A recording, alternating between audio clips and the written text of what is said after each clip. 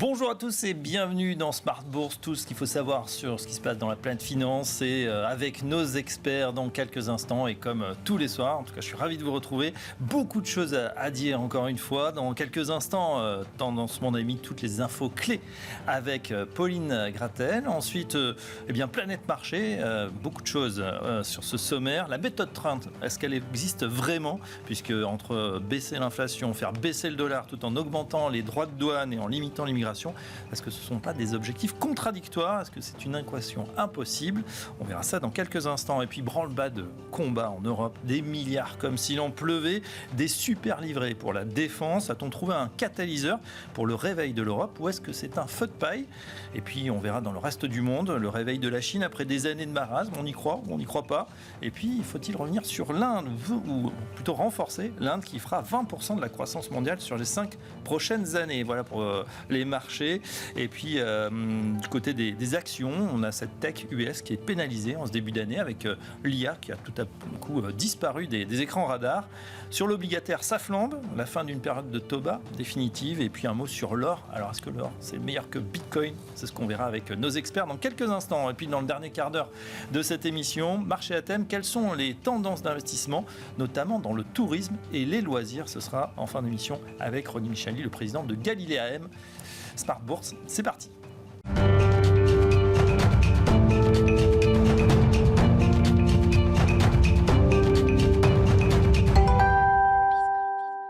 Et tout de suite, c'est toutes les infos clés du jour avec vous, Pauline. Bonsoir, Pauline. Bonsoir. Alors, qu'est-ce qu'il fallait retenir de ce marché, les marchés au rythme de la guerre commerciale, toujours? Oui, voilà, une semaine de leur mise en place, le flou est encore total concernant les tarifs de Trump. Mais les investisseurs sont enthousiastes avec la perspective de tarifs douaniers peut-être moins agressifs. Le président Trump a déclaré hier que les menaces de surtaxe ne seraient pas toutes imposées le 2 avril et que de nombreux pays pourraient avoir des rabais ou un répit. Le président américain a également déclaré que les pays se fournissant en gaz et pétrole du Venezuela sera imposé de 25% de tarifs douaniers secondaires. Dans ce contexte, on note la remontée des prix du pétrole avec un baril de Brent autour de $73 au plus haut depuis un mois. Et oui, du coup, on a vu des investisseurs plutôt enthousiastes aujourd'hui après que les indices américains ont bondi hier. On rappelle que le S&P 500 a clôturé au plus haut depuis 2 semaines et que le Nasdaq gagnait 2%. Oui, et aujourd'hui, les indices américains ouvrent sur une note plus prudente, mais toujours en territoire positif. Côté européen, les marchés actions regagnent du terrain. Le Stoxx 600 et l'Eurostoxx 50 gagnent environ 1% au cours de la séance. En France, le CAC 40 est porté par les valeurs bancaires, avec Crédit Agricole dans les plus fortes hausses du CAC 40, suivi de près par BNP Paribas qui gagne environ 2%. L'indice parisien rebondit de plus de 1% au cours de la séance, après tout de même 3 séances de repli qui lui ont fait céder 2%. Alors ça, c'est pour les actions. Que se passe-t-il du côté du marché obligataire? Sur le marché obligataire américain, le rendement à 10 ans s'établit aujourd'hui légèrement inférieur à 4,35%. En Europe, le rendement allemand à 10 ans évolue autour de 2,80%. Le spread franco-allemand est parfaitement stable à environ 70 points de base. Sur le marché des changes, le dollar a atteint son plus haut niveau depuis 3 semaines avant de redescendre un petit peu face à un panier de grandes devises avec un euro-dollar à 1,0810 aujourd'hui. Et côté macro, en Allemagne, on remarque une amélioration du climat des affaires. Oui, l'indice IFO qui mesure le moral des investisseurs allemands ressort en hausse pour le mois de mars à 86,7 contre 85,3 le mois précédent. On note également une amélioration de la composante perspective chez les chefs d'entreprise allemands qui remonte à 87,7. Du côté des États-Unis, on a pris connaissance de la confiance des consommateurs du Conference Board. Oui, on remarque un recul plus marqué que prévu de la confiance des consommateurs du Conference Board qui s'établit à 92,9 en mars après 100,1 en février, un chiffre révisé à la hausse.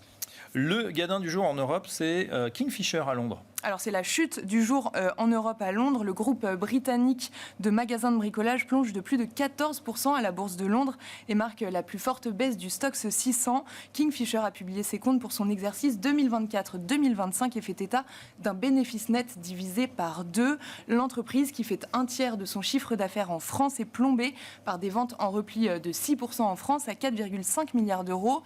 Pour 2025-2026, l'entreprise abaisse ses prévisions et c'est aussi ça qui est sanctionné par le marché. Et ouais, Kingfisher, c'est en particulier le DIY, do it yourself, donc le bricolage. Et ça, c'est moins bien en ce moment, surtout avec l'immobilier qui va moins bien. En Europe également, on constate que les ventes de Tesla sont en chute libre. Oui, avec seulement 19 000 immatriculations au mois de janvier et février, Tesla a vu ses ventes baisser de 49% sur un an en Europe.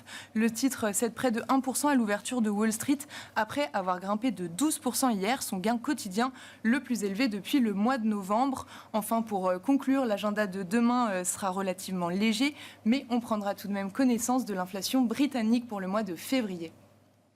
Très bien, eh bien, merci Pauline. Voilà, tous les soirs, c'est les infos avec Pauline et en sourire, bien sûr. Allez, tout de suite, on passe au marché, Planète Marché.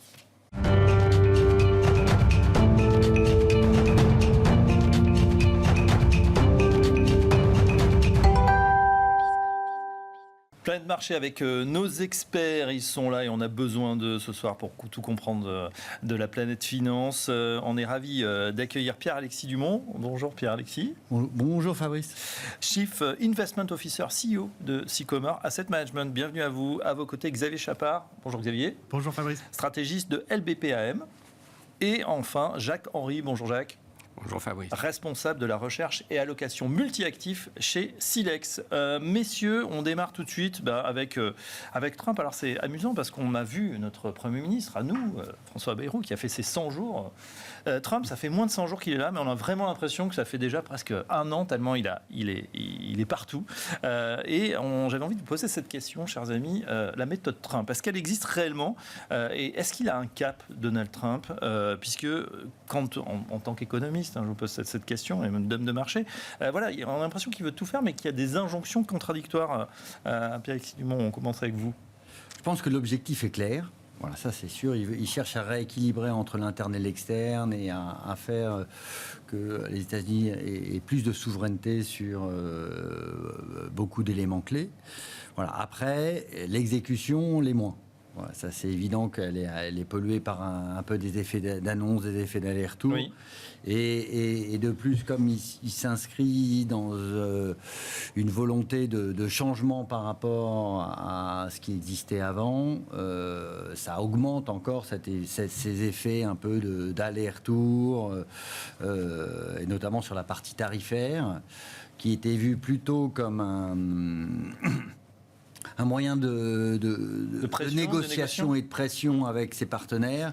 Voilà, il y a beaucoup de doutes et beaucoup d'incertitudes chez les investisseurs sur le fait que oui ou non, il va imposer son 25% de tarifs douaniers de façon généralisée, ce qui clairement là aurait un effet récessif, poserait aussi un certain nombre de problèmes sur notamment la partie inflation qui a été quand même un des points clés de l'élection entre le président Trump et l'ex-président Biden.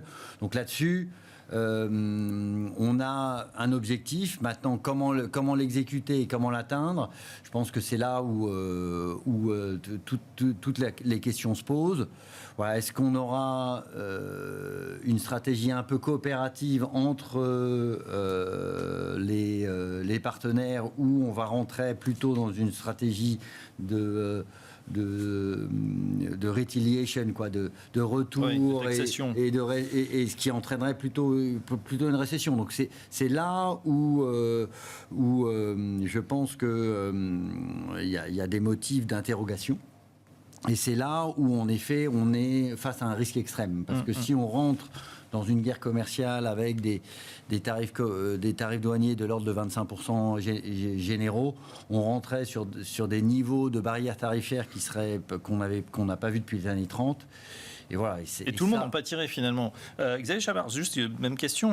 J'ai l'impression que Donald Trump, c'est retenez-moi ou je fais un malheur. Et on voit que finalement, il y a des ajustements qu'on va les faire, mais finalement, on temporise, on attend un mois, on se donne le temps finalement de négocier. Et l'Europe emboîte le pas finalement. Alors oui, et sur les objectifs, moi je trouve que ça ressemble à du populisme en fait, c'est-à-dire qu'on promet tout à tout le monde. Et donc c'est un peu ce que vous disiez, c'est que par exemple, si je prends le plus gros exemple, c'est le dollar. Oui. Essayer de dire je veux un dollar faible parce que ça va favoriser l'activité aux États-Unis, mais en même temps je veux que le dollar reste une monnaie de réserve. Donc ça veut dire que je veux que les investisseurs étrangers viennent placer leurs excédents et investir aux États-Unis en dollars. C'est clairement contradictoire. Donc c'est pas possible. Et donc et c'est pareil sur la géopolitique, par exemple. Le rapprochement avec la Russie, on pourrait le comprendre si c'était pour isoler la Chine. Mais si le but c'est d'isoler la Chine, ce qui était, en tout cas pour les administrations précédentes, le but de l'administration américaine, dans ces cas-là, il faudrait être avec les alliés. Or là, on attaque les alliés, l'Europe, le Canada et tout ça. Donc on voit bien que, comme vous disiez, il y a des choses qui sont contradictoires. Ce qu'on voit par contre, c'est dans la mise en œuvre. Clairement, il y a une stratégie d'incertitude, donc d'annoncer beaucoup de choses, d'en retirer et tout ça. Ça, je pense que c'est voulu parce que ça donne de la flexibilité à ce que peut mettre en place Trump et aussi des pouvoirs de négociation, évidemment, vu qu'on peut ajuster en fonction au fur et à mesure du temps. Par contre, ça a un coût et c'est ce qu'on est en train de commencer à voir, c'est sur la confiance des entreprises et des ménages, un impact négatif. On l'a eu avec la confiance des ménages là cet après-midi qui a encore de nouveau beaucoup baissé. Et du coup, un impact plutôt négatif sur l'activité. Et toute la question qu'on a, c'est est-ce que cet impact négatif va être suffisamment fort pour faire une récession ou seulement un ralentissement de la croissance. Nous, on est plutôt dans le deuxième camp dans nos scénarios. Par contre, ça va dépendre de combien de temps dure cette incertitude et quelles politiques, évidemment, sont mises en place. C'est ce qu'on disait tout à l'heure. Si on met 25% de droits de douane sur tout le monde et que tout le monde réagit avec 25% de droits de douane, là, clairement, on aura un impact plus négatif que ce qui est anticipé pour l'instant. Ouais. Jacques-Henri, justement, tout ça devient extrêmement compliqué à comprendre, tout simplement, pour les investisseurs. Et qui dit incertitude dit forcément baisse des marchés. En tout cas, c'est ce qu'on a vu. On avait l'impression qu'il y avait un Trump trade parce qu'il l'avait proclamé, Donald Trump. Moi, je suis l'ami des marchés. C'est l'inverse d'un certain président de chez nous il y a quelques années. Et pourtant, là, on voit que finalement, là aussi, il se laisse une marge de manœuvre. Alors nous, on avait bien aimé l'élection et la campagne sur deux annonces. En fait, c'était d'une part une politique de l'offre. Donc ça, il y avait déjà eu des précédents. Il y avait eu l'air Reagan, il y avait eu son premier mandat. Et il y avait deux aspects positifs. C'était les baisses d'impôts. Donc ça avait été un énorme soutien pour les profits dans son premier mandat. Et ce qu'il venait de rajouter, c'était la déréglementation. Ce qui est venu un peu polluer tout ça, c'est l'utilisation à outrance des droits de douane et les volte-face permanentes. On essaye d'essayer de comprendre, d'essayer de rationaliser un peu ça, et on se dit en fait que c'est aussi pour faire plaisir à l'électorat républicain qui a voté pour lui, pour qu'il puisse montrer qu'en fait, finalement, il fait quelque chose pour eux, et avec un peu plus de communication que Biden, puisque finalement, tout ce qui a été fait par le passé n'a pas été remis en cause. Les droits de douane, Trump les avait mis en place, Biden les a augmentés, relocalisés. Il y avait eu le CHIPS Act, l'Inflation Reduction Act, donc tout ça, ça avait déjà été mis en place. Par contre, Trump veut aller un peu plus loin, et probablement qu'il veut le faire maintenant, parce que c'est plus simple de faire des réformes un peu plus compliquées en début de mandat, sachant qu'il y aura les élections de mi-mandat qui arriveront. Il vaut mieux avoir fait les choses les plus impopulaires plutôt à l'international maintenant plutôt que plus tard. Ouais, c'est vrai que cette équation, elle va être compliquée de toute façon. Je prends votre mot, quand on veut satisfaire tout le monde, en général, personne n'est content. Et là, on verra, mais on voit qu'il y a peut-être des dissensions. Au final, est-ce qu'il n'y aura pas... Il y a aussi une différence, avec le premier mandat, c'est que c'est les conditions dans lesquelles l'économie est. C'est-à-dire que pendant le premier mandat, vous aviez une inflation sous la cible, des taux à zéro, quasiment, enfin très bas, et donc un gouffre, faire un creusement du déficit public très important, c'était pas très grave. Là, aujourd'hui, alors déjà, le déficit au départ est beaucoup plus important parce qu'il y a les baisses de taxes qui ont déjà été faites. Et donc, rajouter des baisses de taxes dans un contexte où vous avez une inflation plutôt un peu haute et des taux qui ont qui se sont réancrés un peu plus haut, on en reparlera tout à l'heure, évidemment, c'est beaucoup plus compliqué. Et donc, c'est peut-être aussi pour ça qu'il est obligé de mettre en place des politiques moins positives pour l'économie, comme les droits de douane, en essayant de récupérer des revenus pour financer les baisses de taxes. Le seul problème, c'est que c'est négatif pour l'économie à court terme. Il y a même un effet rebond, c'est-à-dire que les gens surstockent en ce moment. On voit sur des produits, le cuivre, mais aussi des denrées qui pourraient être taxées. Et du coup, ça va même faire il va y avoir probablement un choc sur le premier trimestre qui sera peut-être pas très bon. Ah oui, nous on s'attend en effet à un premier trimestre assez compliqué, un premier trimestre relativement morne au niveau en termes de résultats et de dynamique. Ça, c'est évident. On a eu déjà pas mal d'annonces à la fois en termes sur la partie confiante, sur la partie macro, mais aussi sur la partie micro. On a des grands indicateurs d'activité tels que FedEx, Accenture et autres qui ont dit ça ralentit, et l'incertitude pèse sur nos clients. Et puis sur les consommateurs, confiance des consommateurs, on l'a entendu avec consommateurs. Conference Board 92,9 et on était à 100 en février. Donc oui, alors après, il faut garder en tête que ça avait beaucoup monté pendant les élections. Donc là, on revient un peu sur des niveaux un peu plus normalisés. Mais il est clair qu'on est un peu à la croisée des chemins là-dessus et que il va sur les marchés financiers, on va se poser la question en effet du ralentissement là qui commence à être intégré, commence à être acté par les investisseurs, mais on n'est pas sur un ralentissement important de l'activité et durable. Aujourd'hui, on est plus sur une mise en œuvre de tarifs qui va un peu impacter, mais avec finalement quelque chose qui va être relativement limité en termes de biens visés. Ouais. Et donc de ce fait-là, un ralentissement qui va, et c'est aussi notre anticipation, rester relativement normalisé et permettre après de repartir avec des choses plus positives comme des réglementations qui sont assez positives sur les marchés financiers. Ouais, en tout cas, ces premiers jours de Trump, ils ont une vertu, c'est vraiment de réveiller l'Europe. Alors là, avec cette nouvelle politique, on parle vraiment d'un bouleversement complètement dans les relations diplomatiques et internationales. On se souvient de J.D. Vance, son discours est extrêmement fort, ce qui se passe également avec la Russie. Et bien voilà, l'Europe... elle n'est pas nue, mais en tout cas, elle doit se débrouiller toute seule. Alors, est-ce que, justement, c'est un catalyseur, finalement, de créer cette Europe de la défense pour l'Europe ? Est-ce que c'est quelque chose qui est parti pour durer ou est-ce que c'est un feu de paille ? Alors, il y a un vrai catalyseur, c'est le changement budgétaire allemand. C'est que les Allemands ont décidé de dépenser. Ça, c'est nouveau. Ça, c'est nouveau et c'est arrivé beaucoup plus vite que ce qu'on pouvait espérer même. Mais ça avait été le cas pendant le Covid, quand ils ont accepté de faire le fonds européen NGEU aussi, où ça avait surpris tout le monde.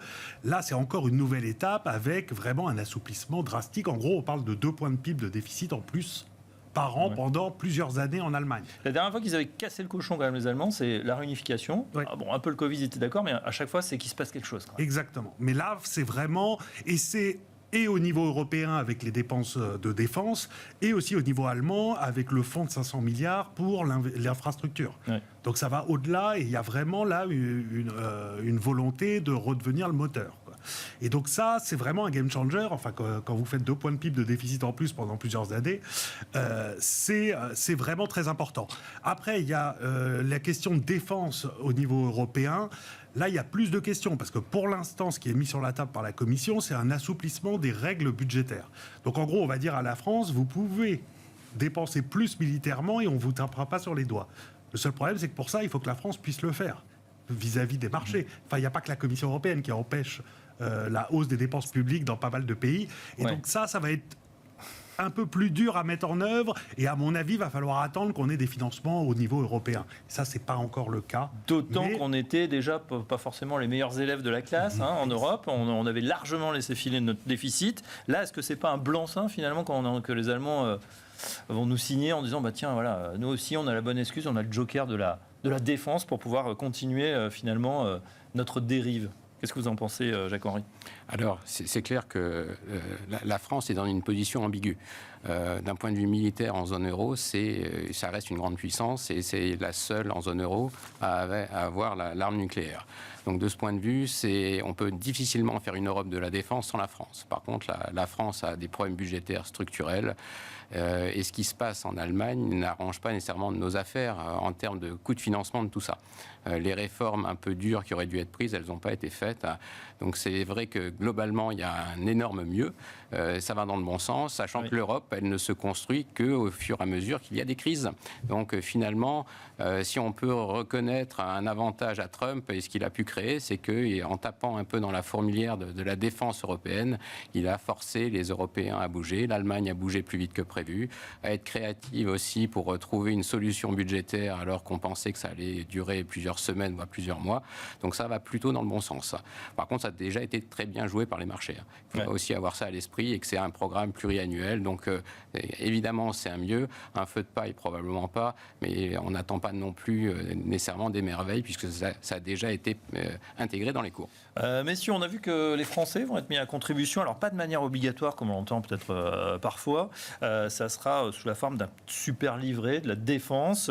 Alors, personnellement, je trouve que c'est pas énorme, ce qui est demandé. 450 millions, on peut souscrire à partir de 500 euros. Ça sera bloqué sur 5 ans. En tout cas, les premiers éléments qu'on a, on n'a pas le rendement exact. On n'a pas de...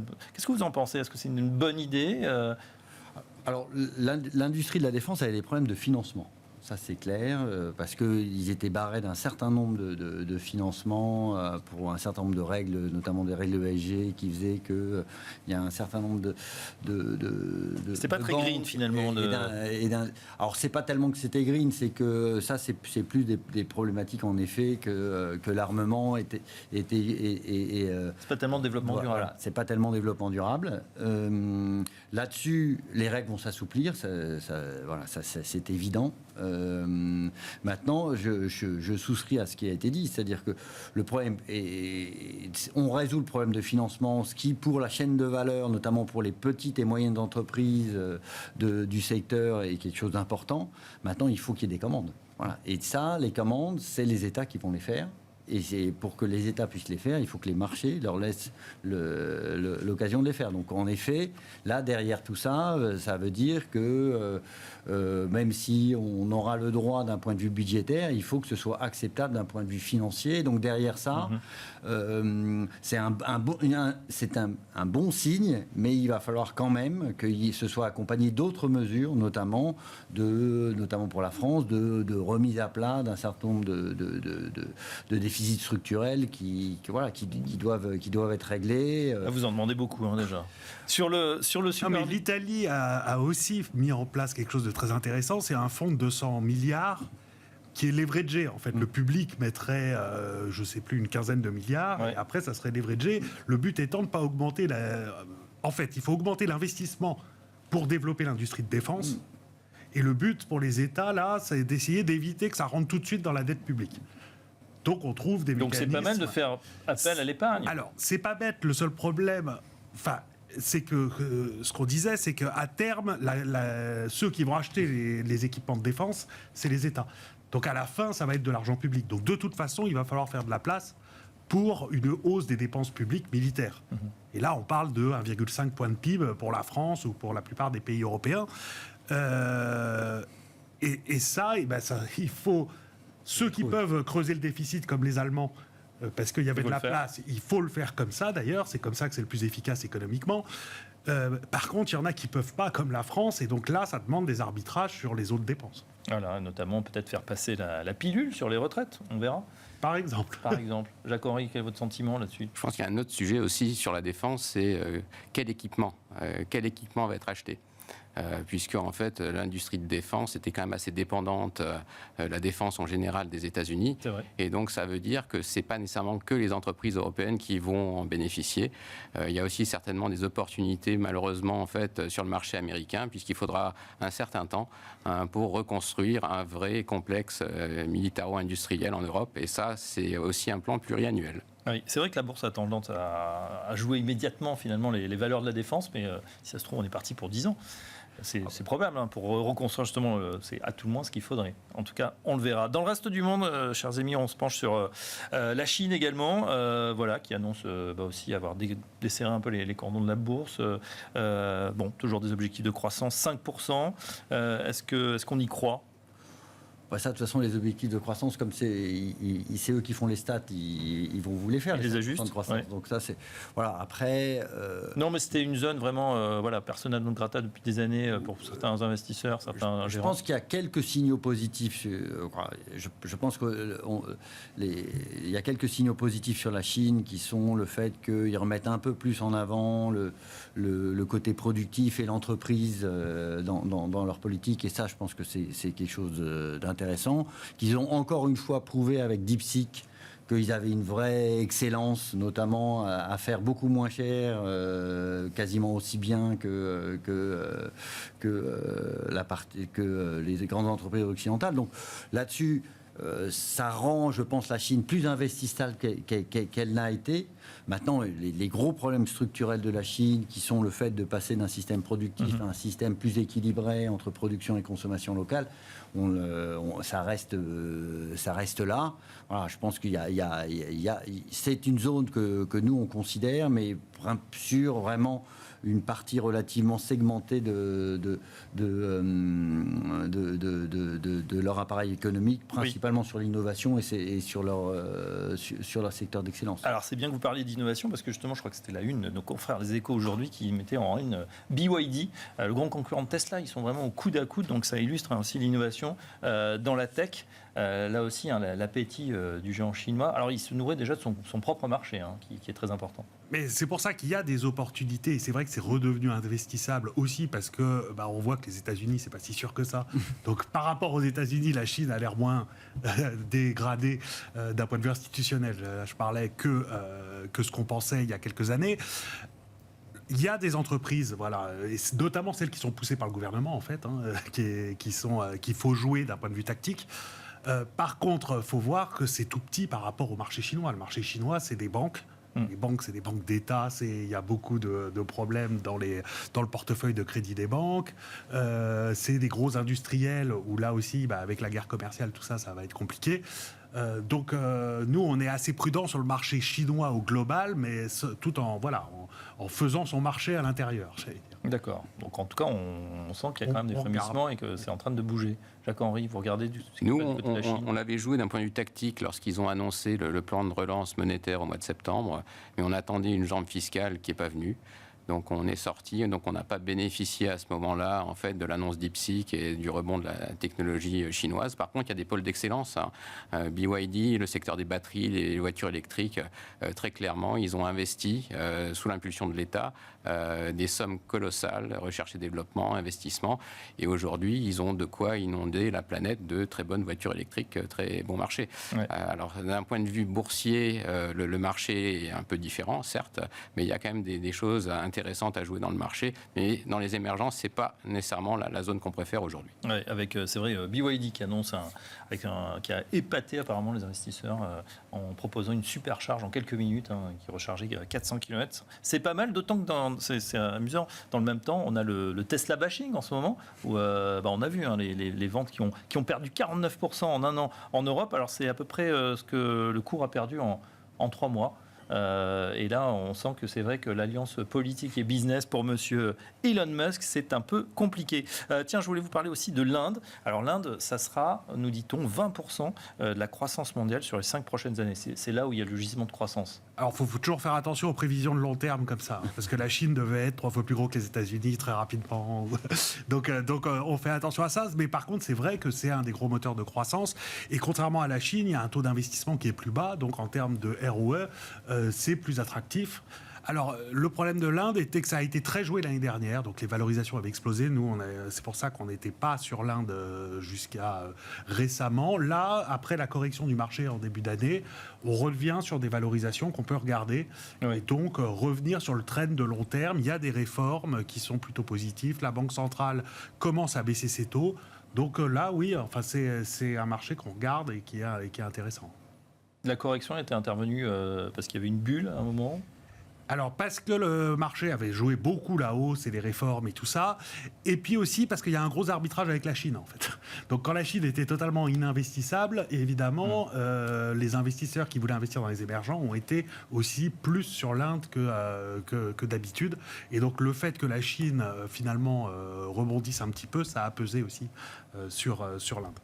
L'Inde, c'est investissable Alexis Dumont. Oui, ils ont aussi des pôles d'excellence. Oui, je suis tout à fait d'accord avec toi avec vous que la croissance ne fait pas forcément la rentabilité sur capitaux investis. Donc, il faut regarder ça.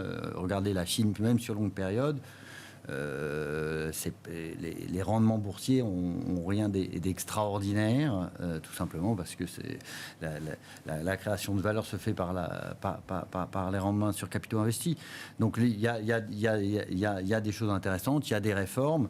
Après, c'est quand même encore une économie qui va devoir faire, elle, une autre transition. Ils ont un certain nombre de problématiques lourdes qui sont des problématiques d'industrialisation, d'accès aux ressources. Ils vont avoir d'énormes problèmes sur l'eau, des choses comme ça, qui font qu'il faudra, à mon avis, aussi, là aussi, être assez sélectif sur les entreprises que vous allez regarder. Très bien. Bon, voilà pour notre tour du globe. On pourrait aller ailleurs, évidemment, au Japon, au Brésil, etc. On va s'en contenter. Et puis, on va passer maintenant à notre allocation. Qu'est-ce qu'on fait en termes de marché, sur les actions, sur les obligations ou même sur les matières premières. On commence avec les actions. Messieurs, on a vu que la Tech US, c'est plus ça. Alors, on les a portés au nu durant toute l'année dernière. Et puis là, patatras, c'est vrai que ça s'est effondré. Il y a une sacrée correction, une dizaine de pourcents. Est-ce que c'est terminé? Est-ce que ça va continuer? Quel est votre sentiment? C'est plus un problème de sentiment. En fait, on a eu quand même un sentiment extrêmement négatif suite à l'incompréhension en fait de la communication de l'administration Trump, et on est revenu sur des niveaux extrêmes si on regarde les sondages, que ce soit investisseurs privés ou institutionnels américains. Donc là, clairement, c'est plus le sentiment qui a joué de façon négative. Si on regarde les fondamentaux, l'histoire de croissance, c'est une histoire qu'on aime encore beaucoup. Il y a eu beaucoup d'investissements, beaucoup de recherches, et ils ont quand même une longueur d'avance encore sur tout ce qui est intelligence artificielle. Donc nous, c'est vraiment ce que nous on aime bien et qu'on continue à jouer. Donc tous ceux qui permettent d'accélérer en fait cet écosystème autour de l'intelligence artificielle. Donc c'est vrai que c'est cher, mais c'est aussi là où la croissance se cristallise, et c'est ce qu'on aime bien. C'est cher, mais c'est moins cher. Du coup, on en profite du creux de marché pour y retourner. Absolument. Nous, c'est ce qu'on a conseillé dès ce lundi en disant qu'on était probablement sur un niveau extrême. Pour l'instant, ça joue un peu en notre faveur, mais ça ne veut pas dire que ça sera un rebond linéaire. On sait bien que le sentiment a été quand même un petit peu écorné, et on est conscient de ça aussi. Ouais. C'est vrai que Pierre-Henri Dugon, vous en profitez, ce creux. Nous, on pense que de toute façon, c'est un sous-jacent à la hausse des marchés sur les 3 ou 4 dernières années. Donc, on va rentrer dans la partie, disons, mise en œuvre de cette technologie où on va avoir beaucoup de cas d'usage. Et nous, on est assez positif sur le fait que ces cas d'usage vont, être assez massifs, donc en termes de business, et vont se faire relativement rapidement, parce que finalement, ça ne nécessite pas de passer 5 ans à mettre en œuvre des systèmes compliqués. Voilà, il y a un certain nombre de choses qui peuvent être faites assez rapidement. Et donc nous, on est assez positif, et on a plutôt tendance aussi à penser que ça va reprendre le devant de la scène à partir du moment où Trump laissera un petit peu de place. Oui. Voilà, mais sur l'intelligence artificielle notamment. Alors. Oui, sur l'intelligence artificielle. Et là, je pense qu'on va avoir ce qu'on appelle, disons, des effets où cette technologie va se répandre. Donc, un halo, finalement. Un espèce d'halo où on avait quelque chose qui était relativement concentré sur une quinzaine de valeurs, avec maintenant, à notre avis, quelque chose qui va s'étendre à, disons, un périmètre plus large de valeurs, et ça c'est très positif, c'est ce qu'on avait vu avec Internet au départ, ça était très concentré sur une dizaine de valeurs, puis finalement c'est ceux qui ont bien réussi à le mettre en œuvre on crée de la valeur. Donc c'est pas d'ailleurs les premiers partis. Non. Souvent. Netscape n'existe plus, alors que c'est eux qui ont inventé le navigateur Internet. Et oui, Liberty Surf, American Online, et voilà. Donc, Bon, en tout cas, je vois que les uns et les autres, vous avez pris vos crayons, vos stylos et du papier. On utilise ça encore. C'est pas encore toute l'intelligence artificielle ou ChatGPT ou Mistral qui font les émissions. Tant mieux. On peut se demander aussi si cette Tech US, elle n'a pas été pénalisée par ce qui se passe sur l'obligataire, avec une flambée du côté de l'obligataire. Est-ce que ça va continuer là? C'est vrai qu'on voit que la Fed aussi un peu c'est un peu compliqué là. Alors, côté américain, il n'y a pas eu trop de flambée. Les taux longs sont restés, on est aux alentours de 4,30 et ils ont plutôt un peu baissé depuis le début de l'année. On trouve qu'ils sont raisonnablement, on est sur un niveau raisonnable. on ne s'attend pas à des grosses variations. La Fed, donc la semaine dernière, les marchés ont beaucoup aimé le discours de Powell, qui était plutôt accommodant en disant que les droits de douane, ça serait un choc sur les prix, mais très temporaire. Donc, la dernière fois qu'il avait utilisé le mot temporaire, il s'en était mordu les doigts. Là, il l'a ressorti. Donc, on va voir s'il s'en mordra les doigts. Mais en tout cas, lui, il dit, voilà, on ne va pas surréagir aux tarifs si ça fait un peu d'inflation à court terme. Et puis surtout, il a dit, les anticipations d'inflation, elles restent bien ancrées. Or, dans les dernières enquêtes, notamment auprès des ménages, on voyait des hausses de ces anticipations. Et ça, c'est quelque chose qui, normalement, fait peur aux banques centrales. Donc, les marchés ont été rassurés par ce discours. Plutôt, ça va. Par contre, ce qu'on voit, c'est qu'au sein de la Fed, la moyenne de tous les membres de la Fed est assez prudente, en fait. Donc, au mieux, on risque d'avoir 2 baisses de taux cette année. Le marché en price déjà 3. Donc, c'est là où on dit qu'il n'y a pas grand-chose à gratter sur les taux américains, vu leur niveau. Mais on sent une vigilance, ils ont le doigt sur la gâchette pour faire plus si c'était nécessaire. C'est ça. Ce qui a rassuré et ce qui est vrai, c'est qu'on voit que si l'emploi se dégrade très vite, même s'il y a un peu d'inflation, la Fed baissera les taux plus. Donc le Fed put est encore bien en place pour les marchés. Ça, c'est vrai. Par contre, là où on a eu un choc, c'est sur les taux européens. C'est les taux allemands qui sont montés. C'était justifié par le fait que si on a 2 points de déficit en plus par an pendant plusieurs années, ça fait plus d'émissions de dette publique et donc des taux d'équilibre qui doivent être un peu plus hauts. Après, on trouve que ça a déjà été pas mal acheté, que les investissements et les émissions de dette, ça va mettre du temps en fait à atteindre le marché, le temps de monter en puissance. Et donc, on est plutôt baissier sur les taux longs européens, sachant que pour la BCE, par contre, on a déjà pas mal baissé les taux, mais on a encore un peu de marge pour plus de baisse de taux, pour ramener les taux vers les 2%. D'accord. Donc on est plutôt positif sur les taux européens. Donc là, vous voyez une accalmie plutôt et une baisse tendancielle. Jacques-Henri ? On a joué la même chose, donc on est aligné avec vous.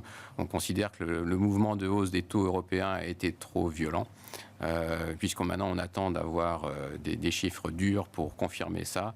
Par contre, le niveau des taux actuels, notamment aux États-Unis, il est à peu près fair value.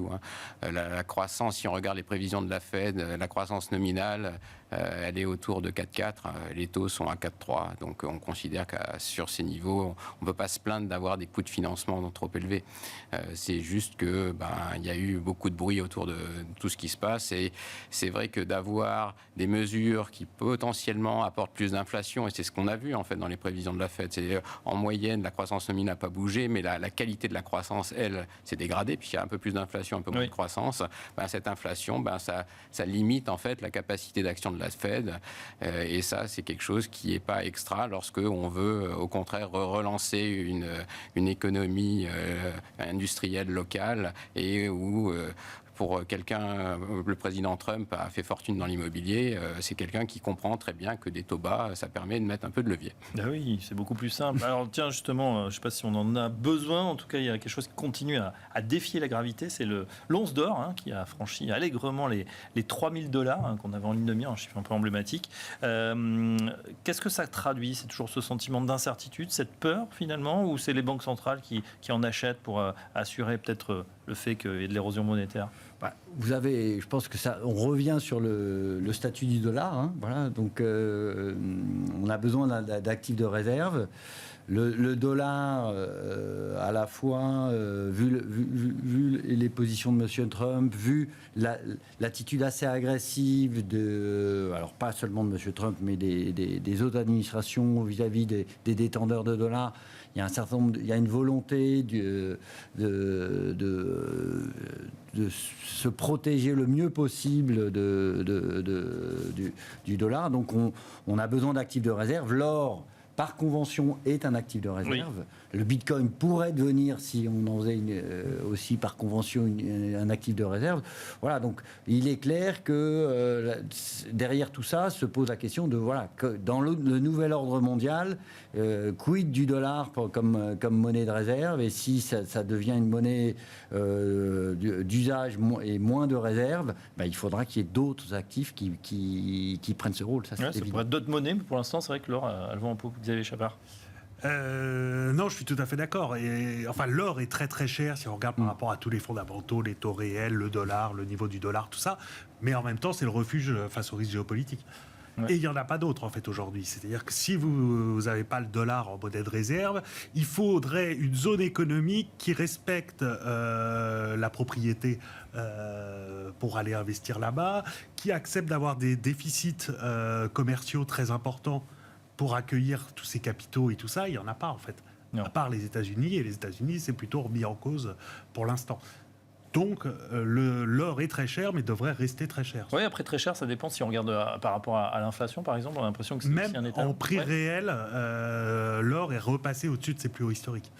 Donc, même si on corrige du fait qu'on ait eu pas mal d'inflation ces derniers temps, l'or est très cher quand même, même avec ça. Jacques-Henri, vous regardez également les crypto-actifs, le Bitcoin, bon, l'Ethereum, c'est le plus... Alors, on commence déjà par regarder l'or. Nous, moi, je suis basé en Suisse, donc il y en a toujours eu dans les allocations. La pierre angulaire. C'est un peu la pierre angulaire, mais c'est vrai que la politique de Trump, de ce point de vue, a beaucoup aidé l'or. C'est-à-dire que Trump essaye de se désengager militairement, notamment en Europe. C'est pas encore très clair les relations qu'il va avoir en Asie. Ce qui permettait aussi d'avoir le dollar comme devise de réserve, c'est que finalement il y avait une certaine stabilité qui était garantie au niveau global, au niveau géopolitique, et ça c'est en train de sauter. Donc ça clairement c'est le facteur prépondérant, mais si on regarde même sur un peu plus longue période, globalement les allocations étaient faites avec des actions et puis de la duration, avec des obligations long terme. Si on regarde depuis une dizaine d'années, oui. si on a remplacé les obligations par de l'or, finalement ça s'est plutôt bien passé, puisque ça a permis d'éviter le choc Covid.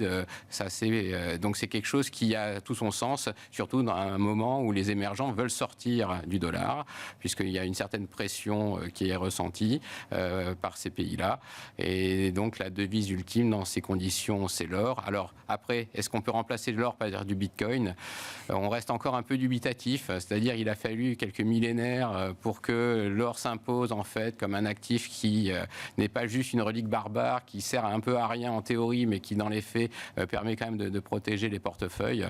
Le Bitcoin manque un peu d'historique pour qu'on ait une vision totalement confiante que ça peut être une alternative. Ça a quelques caractéristiques, mais pas toutes les caractéristiques d'une devise et pas toutes les caractéristiques du dollar. Et surtout peut-être trop de volatilité pour l'instant pour certains investisseurs. Trop de volatilité et surtout une corrélation, c'est-à-dire que c'est ce qu'on a vu là ces dernières semaines, c'est-à-dire que quand vous avez une correction des marchés actions, vous avez une correction aussi du Bitcoin. Donc ça veut dire qu'en termes de refuge, ça marche pas très bien. Non, pour l'instant, c'est vrai que c'est pas du tout corrélé. Il nous reste quelques minutes, messieurs, juste vous entendre sur chacun vos différentes allocations. Qu'est-ce que voilà, vous recommandez ou qu'est-ce que vous avez actuellement en portefeuille ? On fait plus d'actions, on fait plus d'obligations, on fait un peu de matière première. Là, chez Sycomore. On est tous d'accord. Nous, on a plutôt conseillé de renforcer un peu les taux européens après la hausse des taux qui nous semble intéressant sur ces niveaux-là. Sur la partie action, on était un peu comme tout le monde, très américano-centré en fin d'année 2024. On a plutôt tendance à rééquilibrer les portefeuilles pour plein de raisons. Parce que on voit que la diversification marche mieux maintenant qu'elle n'a marché. C'est-à-dire qu'il y a des vrais effets de diversification, même à l'intérieur des actions, entre les actions européennes, les actions chinoises et les actions asiatiques et les actions américaines. Donc ça, je pense que pour un investisseur, c'est intéressant. Et deuxièmement, il y a un petit peu de changement de narratif. Donc on ne l'achète pas encore complètement, parce qu'on est en effet prudent sur la capacité de l'Europe à exécuter, et on l'a vu, ça a été souvent un frein en Europe, mais voilà, il y a quand même des avancées qui font qu'on pourra retrouver de l'intérêt et retrouver de la potentialité sur les actions européennes et un petit peu attirer un peu plus de capitaux que par le passé. C'est vrai qu'on a des bonnes intentions pour le moment. Maintenant, il faut mettre ça en musique. C'est pas évident, toujours avec ce panel de pays très différents. Xavier Chapard. Nous, on reste un peu sous-pondéré sur les actions, ce qu'on était ces dernières semaines. On est en train de réduire cette sous-pondération au fur et à mesure en fait, qu'on s'approche du 2 avril. On va voir ce qui se passe. C'est un gros problème, en fait, le 2 avril. Enfin, c'est là où... C'est la date butoir pour les tarifs. Pour annoncer les tarifs et tout ça. Le problème, c'est que c'est pas prévisible ce que va faire Trump. Personne n'est capable, à part lui peut-être, et encore, je suis pas sûr, de savoir ce qu'il va faire le 2 avril. Donc là, on est très très diversifié, avec une préférence évidemment pour les taux européens où il y a moins de volatilité. On reste assez surpondéré sur le crédit européen, même si les spreads de crédit sont assez bas, il y a assez peu de risques et on est sur une trajectoire, avec moins de volatilité. Donc on préfère cette partie-là. On reste très prudent sur le crédit américain, parce que là, les chocs, notamment de droits de douane par secteur, pourraient avoir des impacts assez importants. Or, les primes de risque ne se sont pas beaucoup reconstituées.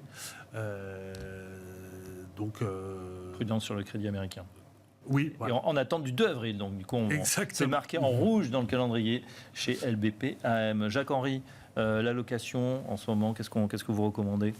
Alors sur les taux, on a une vision assez similaire. Il y a un point dont on n'a pas parlé, c'est l'Inde. Nous, c'est une grande conviction. C'est une histoire de croissance, long terme, domestique, qui a besoin d'être financée. Mais pour l'instant, ils ne font pas d'erreur. Ils n'ont pas besoin de surstimuler leur économie. Au contraire, il y a des besoins qui sont colossaux. Sur le pétrole, nous, on est négatif. On pense qu'il y a un excès d'offres qui est en train de se construire. Et donc, c'est une conviction qu'on a mis en place déjà depuis un petit moment et qu'on tient. Et sur le dollar, avec l'incertitude liée à Trump, on était positif, on est repassé neutre, avec potentiellement la possibilité de repasser négatif si vraiment ça déraille un petit peu. Voilà. Merci en tout cas à vous trois experts pour avoir fait avec nous ce tour de la planète finance, donner certaines idées peut-être, ou conforter ou pas les investisseurs qui nous regardent. Pierre-Alexis Dumont, merci. Je rappelle que vous êtes CEO, le Chief Investment Officer. Ça donne quoi en français ? Chef de l'investissement ? Responsable Directeur des investissements. Directeur des investissements, voilà. De Sycomore Asset Management. Xavier Chapard, merci. Stratégiste de LBP AM. Et Jacques-Henri, je rappelle que vous êtes responsable de la recherche et allocation multi-actifs chez Silex. Merci à vous trois. Dans un instant, on continue. On va s'intéresser à ce qui se passe du côté du secteur tourisme et loisirs. À tout de suite.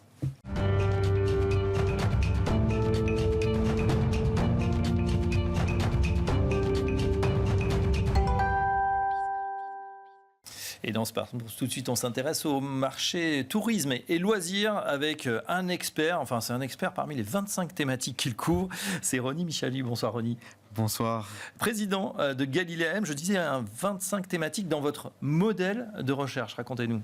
Absolument. Donc, il y a 25 thématiques que l'on regarde chez nous, Galilée. Parmi ces thématiques, on va les regrouper dans 5 méga-tendances.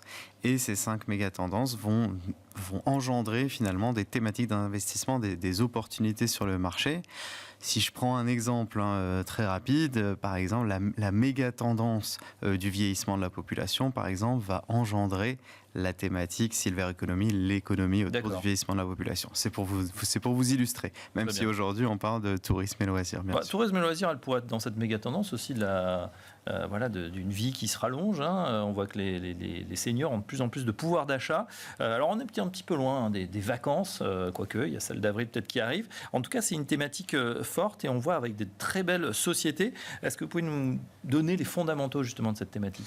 Absolument. Alors c'est une thématique qui est portée par plusieurs méga-tendances. Donc plus une thématique est portée par des méga-tendances, plus les opportunités d'investissement sur cette thématique sont importantes.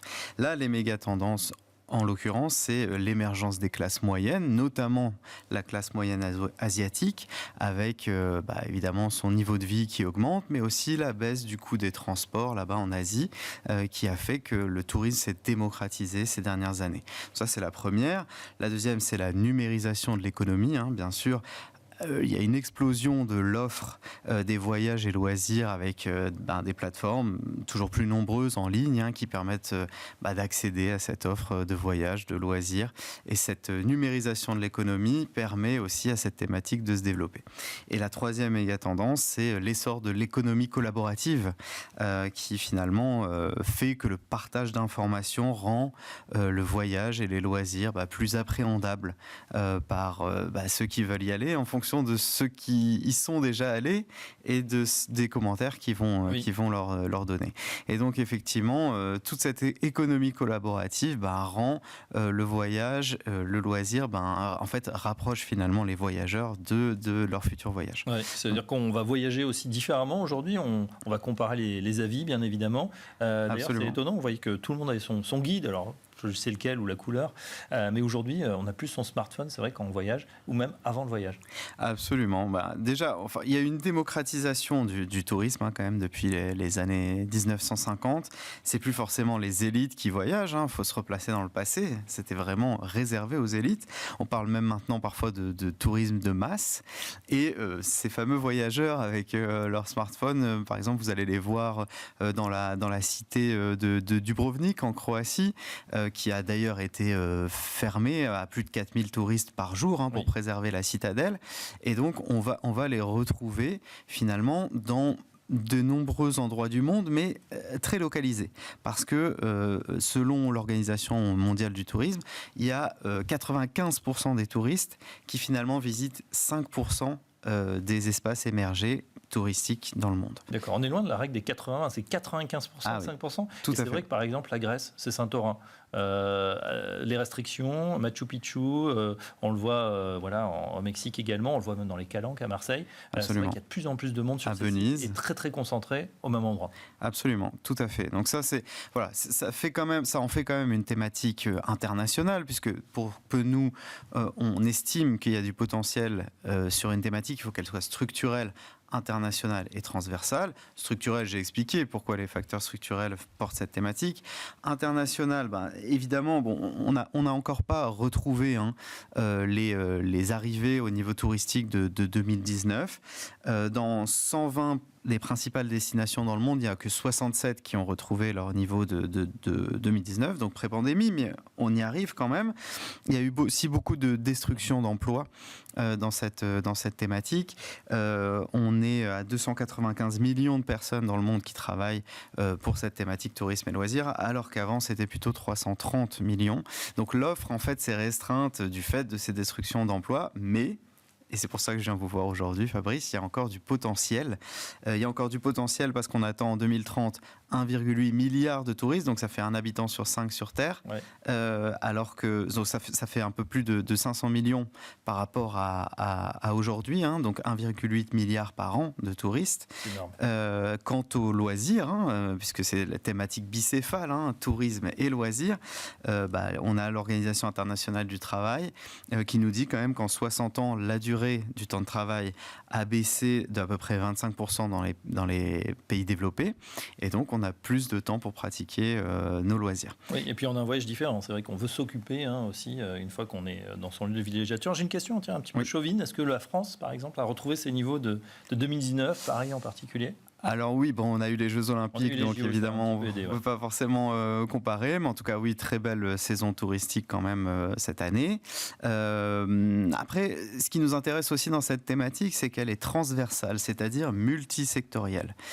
C'est pas un secteur, tourisme et loisirs, c'est bel et bien une thématique parce qu'elle est multisectorielle. Et dans cette thématique, il y a le secteur des transports, l'hébergement, la restauration, les plateformes en ligne et les métiers de l'accueil et de l'animation touristique. C'est un secteur énorme. Alors je crois que vous êtes venu avec quelques chiffres pour illustrer. On va voir ça, votre étude chiffrée, justement la liste des performances boursières, la valorisation du risque également. Absolument. Qu'est-ce qu'on peut voir ? Alors, on a un top 3 et un flop 3. Expliquez-nous. Tout à fait. Alors, sur un an glissant, on a eu des bonnes performances. L'année dernière, alors 2024 calendaire, l'année dernière, la thématique fait plus 21% versus le MSCI World qui n'en fait que 17%. Et les sociétés qui ont participé à cet essor, c'est principalement des compagnies aériennes, qui ont bien marché.